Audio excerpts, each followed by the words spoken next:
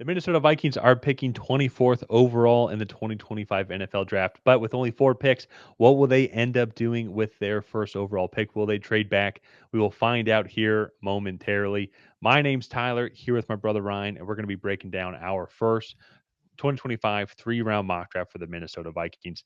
But before we get into that, if you haven't already, hit that subscribe button, tackle that bell to get notified when new videos come out. And while you're at it, leave a like and a comment. Let us know what you want the Minnesota Vikings to do with their first overall pick in the upcoming draft. And with that being said, we did actually have them trading back with the Cleveland Browns here. Cleveland Browns ended up trading up for a quarterback for Jalen Milroe, pick number 24. And for all those that are maybe cracking up at us, we did do this mock draft before the Senior Bowl, which is why. So cut us some slack there. We thought he would do better. But that being said, though, focusing on Minnesota, I do believe this is a very real scenario. They only have 4 picks overall for this team here, and there are some pretty serious needs overall for this team. Offensive line needs to be addressed, and you're going to want to protect JJ McCarthy and give him any semblance of an opportunity to be successful. Sam Darnold did a really good job with all the pressure that he was under throughout a majority of the season. You guys also really need running back. This is a really good running back class, and with only 4 picks, you'd hate to not to miss out on one of these guys. And so, trying to get another late day 2 pick, and another day 3 pick, I think would help out a lot. Secondary is going to be a big one, also too. A lot of guys potentially are hitting free agency / retirement as well, such as Harrison Smith, for example. So a lot to really for, I think, Minnesota Vikings to ponder. Very curious to hear y'all's thoughts on this trade and what you all would like to see them do at 24 if they end up staying there. In with this pick though at 33, they do end up getting a cornerback here, Shavon Revel, cornerback out of ECU. If he didn't end up tearing his ACL early on in the season, it's very possible we could be talking about him as a top 15, potentially even top 10 pick. He had a really good 2023. He's got the intangibles, has a Quinion Mitchell type rise. Quinion Mitchell coming out of Toledo and had a really good Senior Bowl, which everybody really fell in love with there. I think Shavon Revel, if healthy, I think he would have had a similar type of offseason performance so far. So I think trading back, starting off day 2, I think another advantage to this team as well is that there's nobody really that they like. They do control the start of day 2 and could get even more picks as well to keep Yeah. on just improving and bolstering up this team. So, Ryan, want to throw it over to you. What are your thoughts on Shavon Revel going to Minnesota?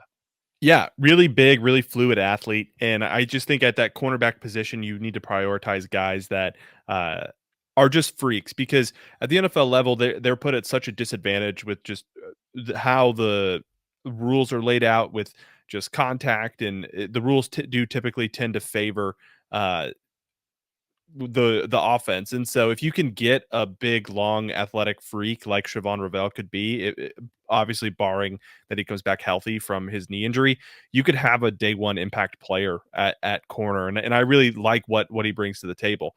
So they could go with a few other options. Caleb Johnson could be one. Nick Eamon-Wari, the safety from South Carolina, is there. And then Trey Amos is also on the board as well. And he goes a few picks from now. So there are other options. We just went with take the big swing at corner and potentially hit it out of the park. Yeah, yeah, absolutely. And I still think with this secondary class being pretty weak overall, I think if he does fall to 33 there, I think it's worth that swing. Yeah. And so let's move on to their next couple picks though. So they don't have any second round picks, but thanks to the Cleveland Browns trade in this mock draft, they ended up picking another third round pick. So maybe if they want to get aggressive and move up, if there's a guy that they really like, but it would depend on what draft capital they'd have to give up. I'm sure they can get some back in return, but we do have them addressing that running back position in Devin Neal, and then also addressing the offensive line, getting Emory Jones Jr., offensive lineman out of LSU. I think both these guys would provide a lot of potential as well. I think Devin Neal's coming into a great scenario and could actually potentially be the starter or getting starter minutes, depending on Yeah. what Minnesota ends up doing with Aaron Jones. Emory Jones might be more of a project, but still good depth overall, and I think has good upside to help out this team long term. Yeah, Devin Neal, I think, has the potential to be a true bell cow back.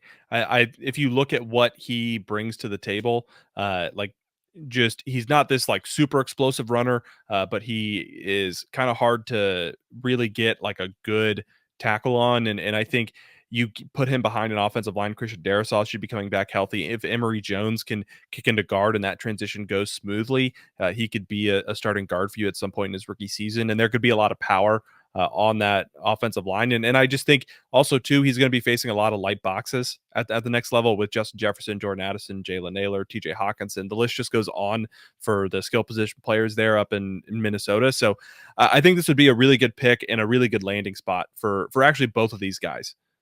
Yeah, yeah. It's so Minnesota, I think it's really good for them that they've kept the continuity with like their coaches and their coordinators. I think that's going to help them out a lot with this transition and with JJ McCarthy coming up and taking over the reins. Sam Darnold's almost for sure going to go get paid somewhere. He's probably going to go get a similar type contract to Baker Mayfield or Jared Goff, get that 3-year, $120 million type contract.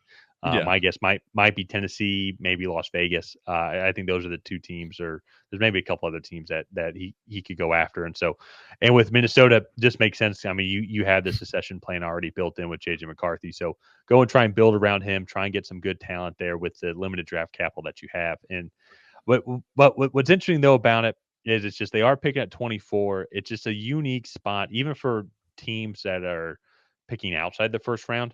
Like, what draft capital are they willing to give up to move up that far? And another thing too, on top of that, it's not like this class is just star studded with blue chip talent.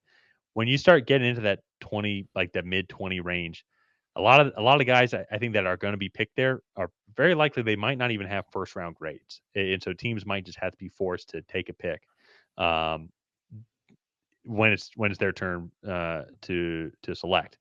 And I say that specifically is there might not be anybody that people want to trade up for, and so Yeah. definitely not Jalen Milrow anymore. So, but that's what I'm saying. Like, so that might be the predicament that Minnesota's in. Unlike in last year's class where you had Terry and Arnold, who was like a great cornerback, went to what 28th or Oh, 29th or something like yeah. that. Something like that. Yeah. And it's like he had that kind of value going like back end of the first round, and you just Yeah. don't have that. Like the back end of the first round talent is going to be selected like 12th, 13th, 14th in this class. We talk about this, I feel like, all the time, but the crazy thing with this draft is there's not a big difference in my eyes from like 15 to 50. Like Yeah. all those players are kind of in that same tier of like this is a good player, and like there's a lot of good players in this draft, but you're not really losing a whole lot going from 24 to 33. Yeah. Like it's, and that's why I'm just in those draft rooms come draft night.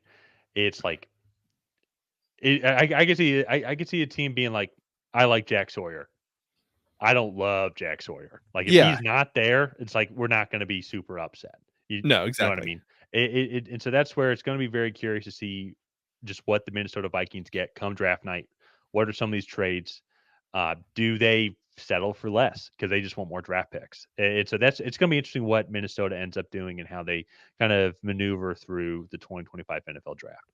Yeah, and I'm excited for it. This is one of the more interesting spots, not because they have a lot of draft capital or whatnot, but this is like a very key point of movement for teams at the top of the second round that could potentially Yeah, move back up for another stab at a first round pick. So let's exactly. go ahead. Let's wrap up this video here. If you guys have not already, please go ahead and like and subscribe. That is the best way to help out the channel. While you're down there, leave a comment on what you thought of this Minnesota Vikings 3-round mock draft. Did you love it? Did you hate it? What would you have done differently? And other than that, we will see you guys next time.